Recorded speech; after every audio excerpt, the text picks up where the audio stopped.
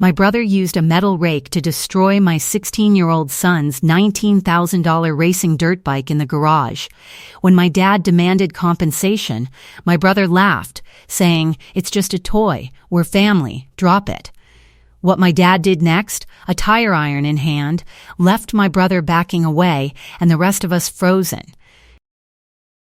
The first tine of the rake caught the rear fender and peeled it back like a sardine can. That was the sound that stopped me. Not a crash, not a bang. A long, wet screech of aluminum bending past its limit, the kind of noise that makes your back teeth ache before your brain catches up to what is happening. I was 30 feet from the garage door, holding a paper plate with 2 hot dogs and a scoop of Holt's potato salad, and the plate was on the gravel before I understood what I was hearing. Mitch was inside Dad's garage. He had the garden rake, the steel one with the 15-inch head, and he was swinging it like a man chopping wood. Overhead arc, full shoulder, both hands. Every swing landed on my son's dirt bike. Sawyer's $19,000 KTM 350 SXF, the one he'd spent 14 months building with my help, and Dad's, the one with the aftermarket suspension and the FMFF exhaust and the hand-stitched seat cover he'd saved $340 for out of his summer lawn jobs. Every swing took something from it. The number plate cracked on the second hit, the radiator guard caved on the third. The brake lever snapped clean off on the fourth, bounced twice on the concrete, and landed at my feet. I was in that garage in 4 seconds. My hands grabbed the rake handle mid-swing and I held it there, both of us gripping, my knuckles white and his face red and damp with sweat. "What are you doing?" My voice came out flat. Inside, everything was screaming. Mitch yanked the rake free and pointed it at the bike. "That thing takes up half this garage. Dad can't even park in his own bay because of your kid's little project. That is a $19,000 machine, Mitch. Sawyer built it with his own hands. Built it with whose tools? Whose garage? Whose electricity?" He dropped the rake on the concrete. The clatter echoed off the cinder block walls. "This is Dad's space, not your personal storage unit." Then he looked at me, and the voice changed. Not louder, colder, the kind of cold that comes from a man who has rehearsed what he is about to say. $19,000 for a dirt bike.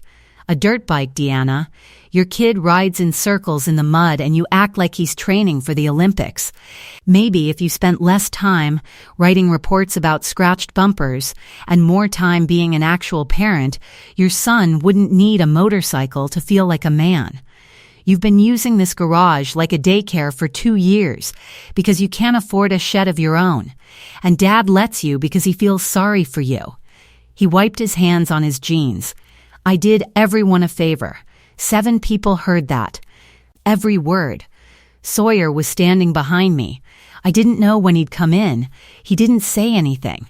He walked to the bike, knelt beside it, and picked up the bent ignition key from the floor. The key was still on its red carabiner, the one I'd given him when he was 12 with the metal tag I'd stamped myself, "Ride fast, come home." The rake had hit the ignition cylinder and bent the key at a 40-degree angle. It would never start anything again. Sawyer clipped it to his belt loop and stood up. His jaw was set, and he looked at his uncle the way you look at someone you've decided to stop knowing. By now, the driveway crowd had reached the garage door. Reba with Piper on her hip. Glenda with her wine glass. Dad's neighbor from across the road, 2 of Sawyer's racing friends who'd come for the cookout burgers, 7 people standing in the April sunlight looking at $19,000 in wreckage, and a 16-year-old boy holding a bent key. Dad pushed through the group. "Mitchell," that was all. One word. Mitch turned. "It's just a toy, Dad, we're family, drop it." Holt Caldwell is 64 years old, 5'10", 180 pounds. Retired auto mechanic. He built this garage with his own hands in 1994. He looked at the bike. He looked at Sawyer. He looked at the rake on the floor. Then he turned around, walked past all of us, out to the driveway, straight to Mitch's F-150. He reached into the truck bed, pulled out the tire iron, and walked to the front driver's side wheel. He knelt down, fitted the tire iron onto the first lug nut, and started turning. Mitch followed him out. "What are you doing?" "Taking collateral." The first lug nut dropped into the gravel. Mitch had already been walking toward the driver's door when Dad started. He was going to leave. "You can't do that. That's my truck." And that was my grandson's bike. In my garage. On my land. With my rake.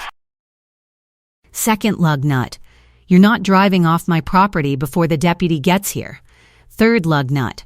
Fourth. Fifth.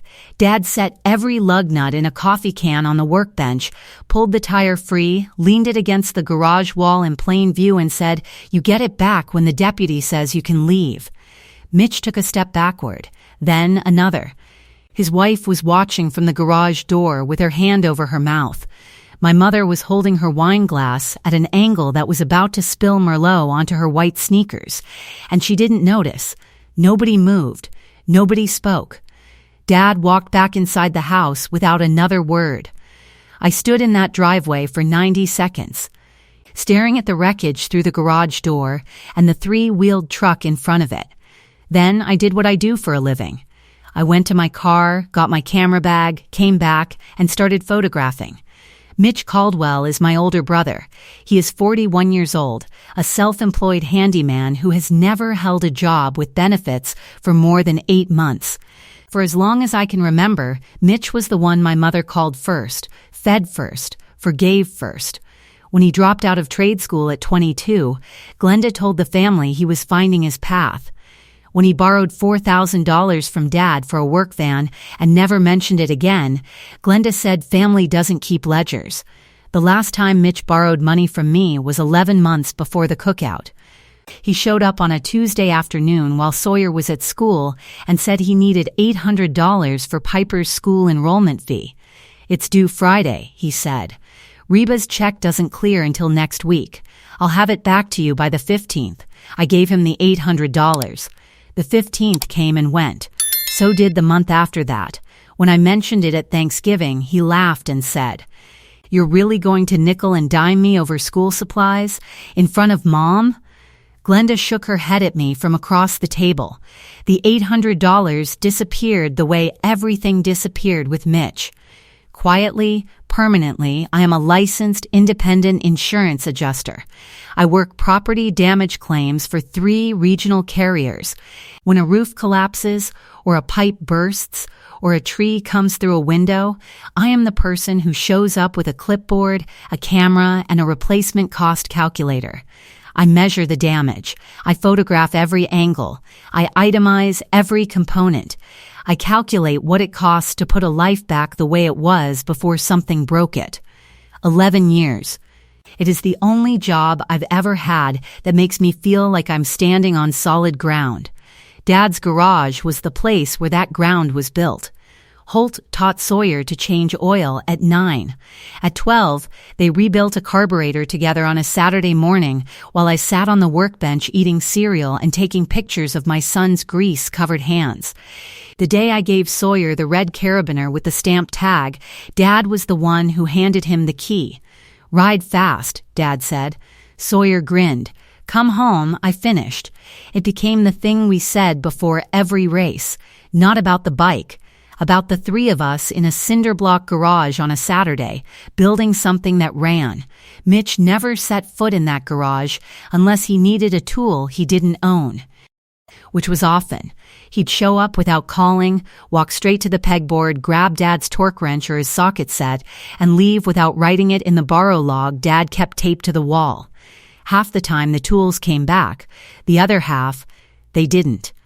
When I mentioned it once, Glenda said, "He's borrowing, Deanna, not stealing. There's a difference in families." That sentence lived in my chest for years. There's a difference in families. As if the rules that applied to everyone else, the rules I enforced every single day in my job, stopped at the Caldwell property line. When Sawyer's father left, Mitch didn't call once. Not a text, not a visit, not a "Hey, do you need anything?" He told Glenda it wasn't his business. When I started working overtime to cover the gap, picking up weekend claims in 3 counties to make the mortgage, Mitch told Dad I was using Sawyer as an excuse to avoid family dinners. Glenda repeated that one to me at Easter, casually, between the ham and the potato rolls, like she was reporting weather. I didn't respond. Sawyer was sitting next to me drawing a dirt bike in his notebook, and I'd learned a long time ago that arguing with my mother was like arguing with a wall that could cry. If you're watching this channel, you already know what happens when someone underestimates the quiet ones in the family. Welcome to Betrayal Unfolded. This one is personal. The Sunday after the cookout, I filed a police report for malicious destruction of property.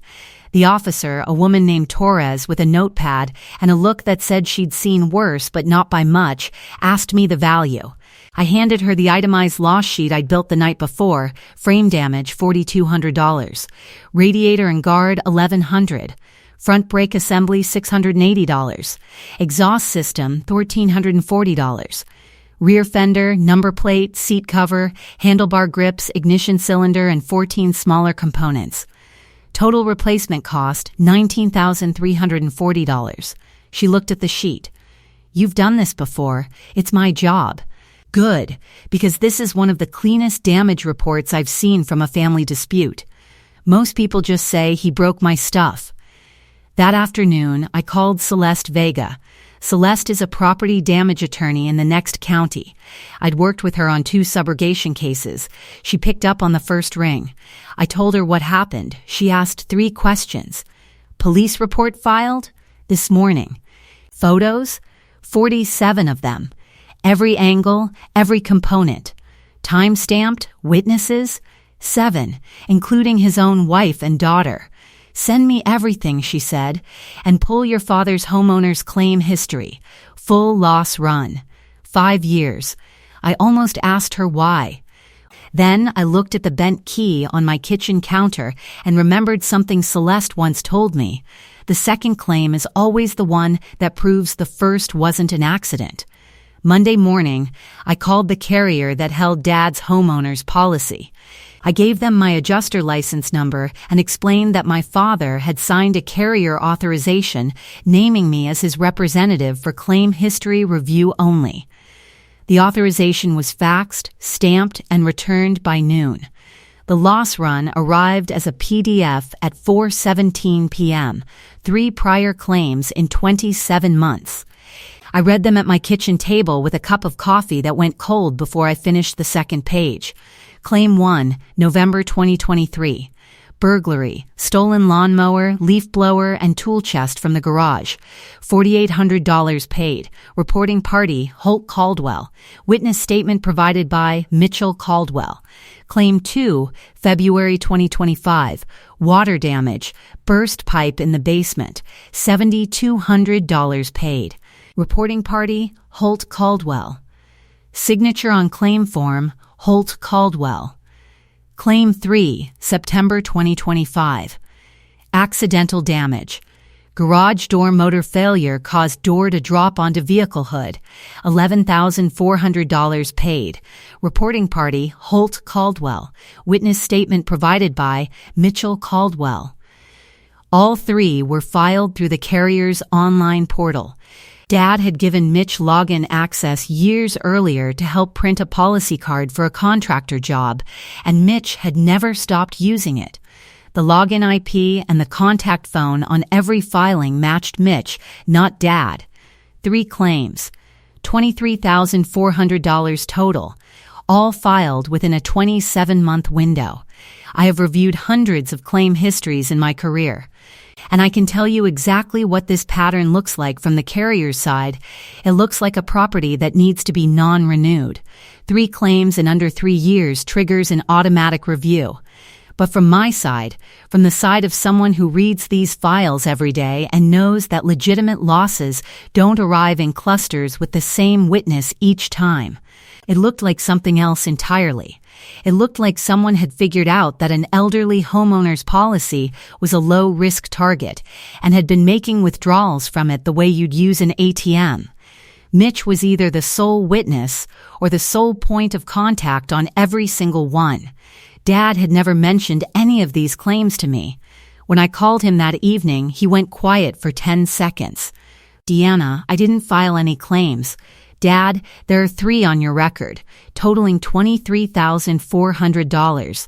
The lawnmower was never stolen. It was in Frank's shed across the road. Frank confirmed it in writing. The garage door never fell on anything. And the pipe leak, yes, there was a small one, but I fixed it myself for $60 worth of PVC. Nobody filed any claim. Mitch did. On every single one." Another silence. Longer this time. "Come show me," he said. My mother called that night. Glenda's voice had the specific softness she uses when she's managing a situation she didn't cause but needs to survive. "Deanna, you need to stop this. Mitch told me you've been calling the insurance company and digging through your father's records. That's private. His records show 3 fraudulent claims. Mom, $23,400. You don't know they're fraudulent. Maybe your father forgot. He didn't forget. He didn't file them. Mitch did. Even if that's true, this is a family matter. You're going to embarrass everyone. You're going to embarrass me. Can you please, for once, think about someone other than yourself and that bike? Sawyer's bike was worth $19,000, Mom, and Mitch is worth more than $19,000, Deanna. He's your brother. He's my son. And right now you're treating him like a criminal over some paperwork. It's not paperwork, Mom. It's forgery. It's fraud. The damage alone crosses the felony threshold. You always do this. You always make everything into the worst possible version. When you were little, you'd cry if someone moved your crayons. Now, you're doing the same thing with insurance forms. It's a family issue, and you are turning it into a courtroom. Dad didn't sign that form.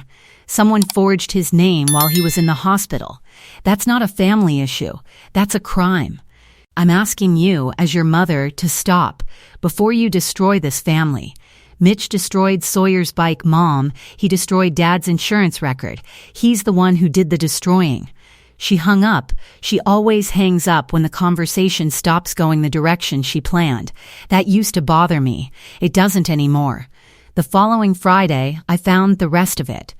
I was on Mitch's Facebook page looking for something else entirely when I saw his marketplace listings.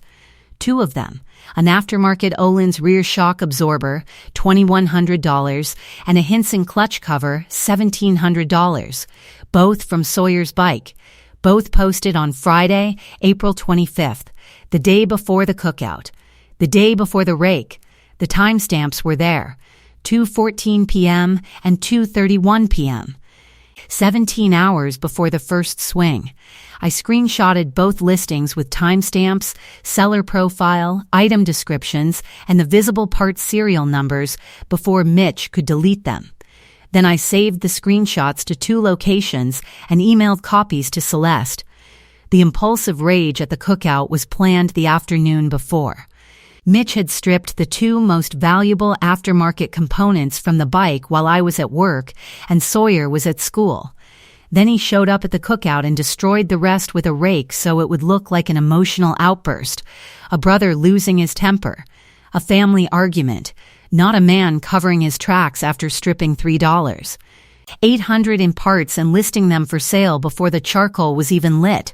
I almost let it go, not because I was weak, because for one breath, the version of me that grew up in that family, the version that learned to stay quiet and useful and never make trouble, wanted to believe that my brother was just angry and stupid and it would blow over.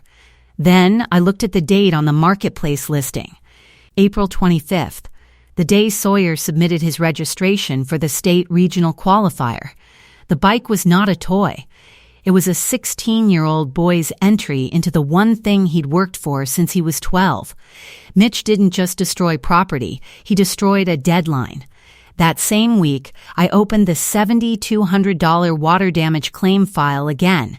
Dad's signature was on the bottom of page 3. I've reviewed thousands of signatures in 11 years. The capital H in Holt leaned left instead of right. The T crossbar was too high. The pressure was too even, too careful, the way a signature looks when someone is copying from a reference instead of writing from muscle memory. February 2025. Dad had his hip replacement on February 3rd. 4 days in the hospital. 6 weeks of restricted movement after. He could barely walk to the bathroom. He didn't drive to a claims office. He didn't sign a form. The signature was forged. Celeste later pulled Dad's hospital admission and discharge records to lock the dates into the file. He was admitted February 3rd, discharged February 7th. The claim was filed February 5th. I sat at my kitchen table for a long time after that. The bent key was next to my laptop. It caught the overhead light and threw a crooked shadow across the keyboard. My brother hadn't just destroyed a dirt bike. He had been stealing from our father for over 2 years, claim by claim, signature by signature, and the one person in this family whose entire career is built on catching exactly this kind of pattern had been too busy working overtime and making sure Sawyer's compression ratio was right to see it. I hadn't missed it because it was hidden. I'd missed it because I never thought to look. Because it was family. And in families, you don't pull the claim history. I called Dad. He came to my kitchen table on a Saturday morning with 2 coffees and the kind of silence that means a man has been up since 4 a.m., thinking about something he can't undo. I showed him the forgery comparison side by side, his real signature from a canceled check, the form signature. Even he could see it. "That's not my hand," he said. His voice was flat. "I was in the hospital." "I know, Dad." He set his coffee down. He didn't touch it again. "How much total?" $23,400 in fraudulent claims, $14,400 in insurance savings from using your address on his auto policy and his business bond for 6 years, plus $19,340 for Sawyer's bike. I slid the total across the table, $57,140. He read the number twice. His jaw worked once. "When do we go?" There was one more piece. When I had filed the third-party property damage claim against Mitch's auto liability for the bike, the carrier asked me to confirm the insured's address on file. It was Dad's house, 1140 Orchard Lane, not Mitch's apartment on Route 7, Dad's rural property with its lower zip code rate. Mitch had been paying roughly $200 a month, less than he should have, every month for 6 years. That was $2,400 a year. Over 6 years, $14,400 in premiums he avoided by listing an address he didn't live at. His handyman business bond used the same address. The bond underwriter had approved him based on a rural property profile that didn't belong to him. When I laid out the full picture for Dad, he sat very still for a long time. Then he said, "He's been using my house to save money on insurance while filing claims against my policy to make money, both at the same time." Yes, for how long? 6 years on the address, 27 months on the claims. He folded his hands and looked at the wall behind me. Build the file. Celeste built the demand package. Police report, itemized loss documentation, 47 photographs, claims history with annotations, forgery analysis, address verification, marketplace screenshots with timestamps, and a civil demand letter. The demand to Mitch listed $19,340 owed directly for Sawyer's bike and identified $37. $800 in insurance fraud exposure that would be referred separately to the carrier and state commission. The fraud referral was proceeding either way. The 14-day deadline was for restitution and cooperation before Celeste filed the civil suit. I almost settled for less. I was sitting in Celeste's office with the folder in my lap and the bent key in my jacket pocket. And for 1 second I thought about calling Mitch and offering a payment plan. Something manageable. Something quiet. Then Celeste turned her monitor toward me and showed me the forged signature next to the real one. Side by side. The H, the T crossbar, the pressure. My brother had practiced our father's name well enough to fool a claims processor, but not well enough to fool the man's own daughter. The clipboard lady found the forgery, and the clipboard lady was done being quiet. If you've been with Betrayal Unfolded for a while, you know that every story has a moment where the person who was supposed to stay quiet decides to stand up. This was mine, but the voice that spoke loudest was not mine. Tuesday, May 6th. 10 days after the cookout. Dad drove. I sat in the passenger seat with the file in my lap. We pulled into Mitch's subdivision at 6:40 p.m. The sun was still up. His F-150 was in the driveway with all 4 tires back on. Dad had let Mitch pick the truck up the morning after the cookout without a word. He was waiting. Reba answered the door. She looked at Dad, then at me, then at the folder. "Is this about the bike?" "It's about more than the bike," Dad said. "Is Mitchell home?" Mitch came to the door in a t-shirt and gym shorts. He leaned against the frame the way he always leans, one shoulder against the wood, arms crossed, chin up. The posture of a man who believes the conversation is already over. Dad did not sit down. He did not raise his voice. He stood on his son's front porch with his hands at his sides and spoke for 4 uninterrupted minutes. "November 2023, you filed a burglary claim on my homeowner's policy for a lawnmower that was in Frank's shed the entire time. $4,800. September 2025, you filed a claim for a garage door that never fell on anything. $11,400. February 2025, while I was in the hospital with 2 screws in my hip and could not walk to the bathroom, you filed a water damage claim for $7,200, and you signed my name on it." Dad paused. "That is $23,400 in fraudulent claims." "On my record. In my name." Mitch opened his mouth. Dad kept going. "You used my address on your auto insurance and your business bond for 6 years. $2,400 a year in premiums you didn't pay.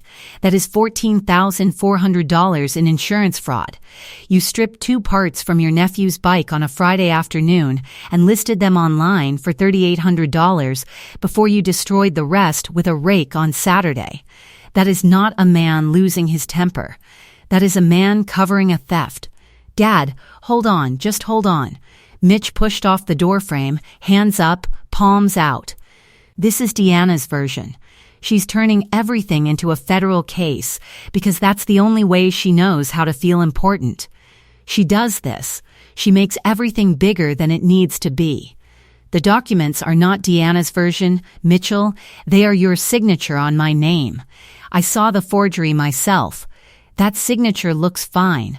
Any handwriting expert would say it's close enough. It was filed while I was in a hospital bed. You know that. Deanna knows that. The State Insurance Commission will know that." Mitch shifted. His second attempt was faster, quieter. Okay, look, I'll pay it back. All of it. Just give me time. I can do a payment plan. I can get a loan. Just don't file anything. Please. You had 27 months of time, Dad said. You used it to file 3 fraudulent claims and steal $23,400 from my record.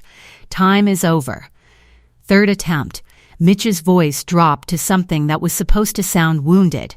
"You're going to do this to your own son? Over insurance paperwork? I'm your kid, Dad. I made mistakes. But you're going to let Deanna drag me through the legal system because she's angry about a dirt bike? I'm doing this because you forged my name, because you stole from my policy, because you destroyed your nephew's property and called it a favor, and because when I asked you to make it right, you said drop it." Dad's hands stayed at his sides. His voice stayed level.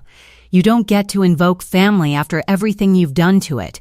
Reba, standing 3 feet behind Mitch in the hallway, had not spoken during any of this. but I watched her face change as Dad listed each claim. At the lawnmower, her eyebrows pulled together. At the garage door, her lips pressed into a line. At the forged signature, she brought one hand to her chest and held it there, fingers curled inward as if something had just landed on her ribs. She took one step backward, away from him. Mitch didn't notice. He was too busy looking for his next argument. Then I stepped forward. I had not spoken since we arrived. The file was in my left hand. The bent key was in my right pocket. You called Sawyer's bike a toy. You called my job scratched bumpers. You said I used Dad's garage like a daycare because I couldn't afford my own. I looked at him without blinking. The daycare kid just lost his spot in the regional qualifier because of you. The scratched bumper lady is the one who pulled your fraud file in 48 hours, and the $19,000 toy has a police report, a civil demand, and a fraud referral that's already at the state commission. I paused. Then I said it. You called it a toy. The claim file says fraud. The sheriff's report says felony-level property damage, and the garage was never yours. Mitch's jaw worked side to side like he was chewing on something that wouldn't break. His hands opened and closed at his sides, fingers spreading then curling. The skin around his neck turned blotchy red, spreading upward across his jawline and behind his ears. He stepped backward into his own doorframe and braced one hand against it, palm flat, fingers white. His breathing went short and shallow, audible in the quiet of the porch. His eyes stopped landing on anyone. They moved between Dad and me and the folder like something cornered trying to find a gap in the fence. This is the last dollar, the last phone call, the last favor, I said. The mortgage help I gave you in 2022, the emergency loans, the Thanksgiving I paid for, the $800 for Piper's school you never paid back. Done, you treated Dad's name like a credit card and Sawyer's bike like trash. The ATM and the daycare are both closed. Permanently, Reba turned and walked down the hallway, a bedroom door closed. Mitch stood in the doorframe with his mouth open and nothing coming out of it. Dad and I drove home in silence. The sun was setting behind the water tower off Route 9, and the light came through the windshield in long orange stripes across the dashboard. Dad's hands were steady on the wheel. Mine were in my lap, holding the bent key, rubbing the stamped tag with my thumb. Ride fast, come home. When I got home, Sawyer was at the kitchen table doing homework. He looked up and saw my face. "Did you go to Uncle Mitch's? Your grandfather and I went together." "Yes. Is it done?" "The legal part is just starting. But the conversation part is done." He nodded. He didn't ask what was said. He didn't ask for details. He reached into his pocket, pulled out the bent key on its carabiner, and set it on the table between his textbook and his calculator. "I'm keeping this," he said. "Not a question. A decision." "I know," I said. The fallout did not take long. Thursday, May 8th. Mitch's auto insurance carrier received the fraud referral and opened a material misrepresentation investigation. They canceled his policy going forward and re-rated the prior term based on his correct address. They reserved rights on any prior claims connected to the false address. The misrepresentation investigation would show in underwriting databases and carrier notes, making every future application harder and more expensive. His handyman business bond, which also listed Dad's address, was suspended pending review. The surety required updated address documentation, current insurance proof, and a fraud disclosure statement before they'd consider reinstatement. A client who had hired Mitch for a $3,200 deck build called and said the job was paused until he could show proof of current bonding. Mitch could not show proof of current bonding. He could still try to get bonded, but not quickly, not cheaply, and not without disclosing the pending fraud review to every underwriter who asked. The deck client hired someone else by the following Monday. I didn't have to make any of that happen. The system did it. All I did was open the door and let the system walk through. Reba's mother told me the outline later. Mitch spent that Thursday afternoon calling carriers from a list he'd written on the back of an envelope. No standard policy until the investigation cleared. One broker mentioned a high-risk option at a price Mitch couldn't afford. He stopped calling after the fourth one. The second piece fell the next day. Reba was using the shared family laptop to check Piper's school portal when the browser history showed the 2 marketplace listings from April 25th. She clicked them. She saw the timestamps. She saw the component descriptions. She saw the prices. And she understood in that moment what Mitch had told her about the cookout and what had actually happened. The rage was not impulsive. The cookout was not a breakdown. Her husband had stripped parts from a child's bike on a Friday afternoon and destroyed the evidence on Saturday morning in front of his own family. And then he had looked at his sister and his father and his 16-year-old nephew and called it a favor.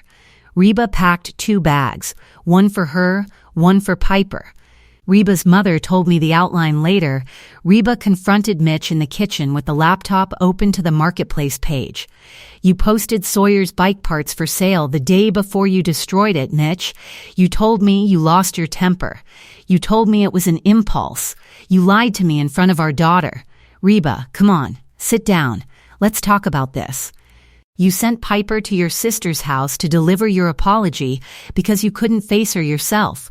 I'm not sitting down." She picked up both bags. Piper was already in the car with her backpack, her stuffed rabbit pressed against the window. Reba drove to her mother's. Mitch stood in the kitchen doorway. She did not look back. Glenda called Reba 3 times that week. Reba didn't pick up. Glenda left one voicemail that Reba played for me later. "Reba, sweetheart, families go through rough patches.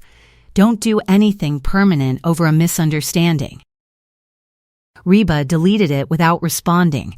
It wasn't a misunderstanding. It was a forged signature and a browser history with timestamps. Those don't get deleted by a voicemail. Saturday, May 10th. Mitch sent Piper. She knocked on my front door at 2:15 p.m. Yellow t-shirt, a folded piece of notebook paper in her hand. "Daddy says, can you please stop?" she said. "He says he's sorry and he'll pay for part of it." He wrote it down. I looked at the paper. I looked at Piper's face.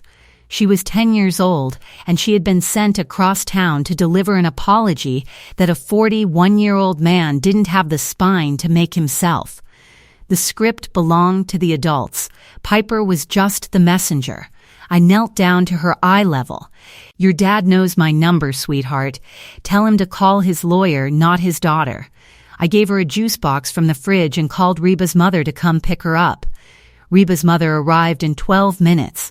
She looked at me the way women look at each other when they understand the shape of a situation without needing the details. She took Piper's hand and walked her to the car. Neither of them said anything. Mitch's last attempt failed because he sent a child to do a conversation he couldn't survive as an adult. The weekend after that, Sawyer's Racing League held their spring banquet at the County Fairgrounds Pavilion. Sawyer was there to receive his season registration packet and his qualifying schedule. Holt and I sat at the table with him. The pavilion was full. Parents, coaches, league officials, maybe 60 people eating barbecue off paper plates and talking about the season ahead. Mitch walked in at 6:45 p.m. He stood near the entrance, hands in his jacket pockets, scanning the room for Sawyer. Nash Trevino, the league director, saw him first. Nash is 52, former motocross racer, built like a fire hydrant. He'd heard the story from 3 different parents by the time the banquet started. He walked over and put one hand on Mitch's shoulder. "Mitch, the facility owners asked me to tell you this isn't a good time. There's a pending police report and we need you to step out." Mitch looked at Nash's hand on his shoulder. "I'm here to see my nephew. Your nephew is having dinner with his team. I need you to head out. We can talk next week if you want." Mitch stood there for 3 seconds. A parent at the nearest table whispered something to the woman beside her, loud enough for 2 tables to hear. The second woman looked toward the entrance, then looked away. 2 reactions, both visible. Mitch turned and walked out. Sawyer didn't look up from his registration packet. He kept reading the qualifying schedule with his finger tracing the dates, the way he does when he's concentrating and the world outside doesn't exist. 3 weeks after the cookout, late Saturday evening, Mitch was parked on the street outside Dad's house. Engine off. He'd been sitting there for 10 minutes, looking at the garage where the tire had been leaned against the wall, where the rake marks were still visible on the concrete floor. The garage where his nephew's bike had stood in the bay closest to the window. The garage where he'd swung a rake 17 times because he thought no one would do anything about it. He reached up and adjusted the rearview mirror. His own face looked back at him in the fading light. He held his own gaze for 4 seconds. Then he tilted the mirror toward the ceiling of the cab where it showed nothing. Put the truck in drive, pulled away without going inside. 2 days later, Holt changed the code on the garage keypad. He didn't tell Mitch the new one. The Saturday after that was the first real warm morning of the season. The kind of morning where the air smells like cut grass and gasoline and fresh dirt. And the track has that particular hum it gets when the first engines fire up and the flaggers walk the course one last time before practice opens. Dad helped with the rebuild. Every Saturday for 4 weeks, the 3 of us were back in the garage, the same garage where the rake had done its damage. The rake marks were still on the floor. We didn't sand them out. Sawyer said he wanted to keep them there. He said it reminded him of what the bike had survived. The bike was rebuilt, not replaced. I sourced the parts through my adjuster network, a frame from a salvage yard in Tennessee, same model year, verified by serial number. A radiator from a dealer I'd worked a claim with in March. Suspension components at wholesale through a shop that owed me a favor from a hailstorm job in January. Total rebuild cost, $6,400. The rebuild cost did not reduce Mitch's damage number. Replacement cost is what it would take a normal person to restore that bike without my network, my discounts, and 4 weekends of unpaid labor. The insurance commission's investigation into Mitch's prior claims was still open, and the civil demand was accruing interest at the statutory rate. The $19,340 was the number in the demand. Whether it came through settlement, judgment, or not at all, I was not waiting to put my son back on a start line, somewhere across town. Mitch's truck was parked outside a bonding company office in the strip mall off Route 4. The office was closed for the weekend. The door wouldn't open until Monday. He had no current insurance, a suspended bond, no active clients, and a misrepresentation investigation in his underwriting file that would make every future application an uphill conversation. In his console was a notebook with a list of carrier phone numbers, half of them already crossed out. On the passenger seat was the $19,000 check he had never written. At the county motocross track, Sawyer pulled his gear bag from the back seat and unzipped it. Inside, clipped to the main zipper pull, were 2 keys on the red carabiner. The new key, straight and bright. The old key, bent at 40 degrees, the teeth flattened where the rake had crushed the ignition cylinder 7 weeks ago. The stamped metal tag between them read the same thing it had read since he was 12. Ride fast, come home. Glenda had not called in 2 weeks. No texts, no voicemails, no drop-bys. The silence from her was louder than anything she'd ever said. I didn't chase it. Silence from my mother wasn't punishment. It was the first honest thing she'd given me in years. Sawyer looked at me through the chain-link fence. Dad stood beside me with a thermos and his cap pulled low against the sun. I put my hand up. Sawyer nodded once. He pulled on his helmet, kicked the engine over on the first try, and rolled toward the start line. The bent key swung once on the carabiner, caught the morning sun, and went still. He rode fast. He came home. If this story meant something to you, you're not alone. This is Betrayal Unfolded, and I'll see you in the next one.